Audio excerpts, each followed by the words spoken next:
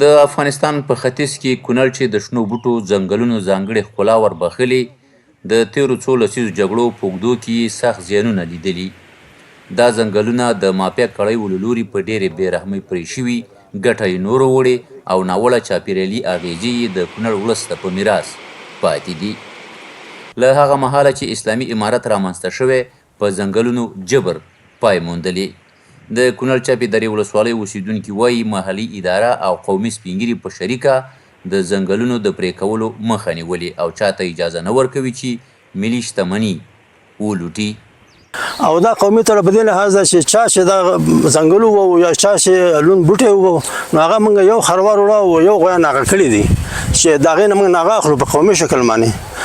او نورو داسې چې تاسو په دې هکله تشویش مه کوئ.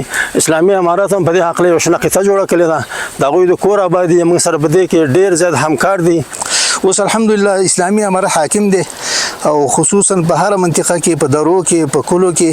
نو اوس موږ د زراعت او دغه رنګې مدیریتونه لرو. انشاءالله چې ځنګل به بې ځایه نه قطع کېږي او انشاءالله موږ قوم د خپل ځنګل نه پوره ساتنه کوو. بل پلو د چپې درې ولسوالۍ مسؤلین وایي د ځنګلونو د ساتنې شنه قطعه او سیمه ییز مشران یو موټی شوي. د ځنګل ساتنې لپاره پیاوړې قومي جرګې او تړې جوړې دي. ځنګل نه څوک وهلی شي او پر قاچاق هم کلک بندیزونه لګېدلي. چپې درې ولسوالۍ کې هېڅ قسم ځنګل نشي قطع کېدلی او که احیانا کله څوک یوه ونه ووایي یا قطع شي نو سمدست هغې ته مجاهدین وررسي او هغه خلک رانیسي د قانون منګولو ته یې سپاري. نو د ولس نه مننه کوو او الله دې خیر ورکړي او دا کومه تړه چې کلې ده د دې موږ تایید هم کوو او بلکې د امارت له خوا نه قاطع د ځنګل وال بند دي. نو دلته په چپې درې نه څوک دومره هم نشي کولی چې د یو کلي نه بل کلي ته لرګي انتقال کوي، صفات لا بل ځای ته قاچاق کول. نو دا خو د امکان نشته د دې چې ځنګل قطع شي او بل ځای ته قاچاق شي.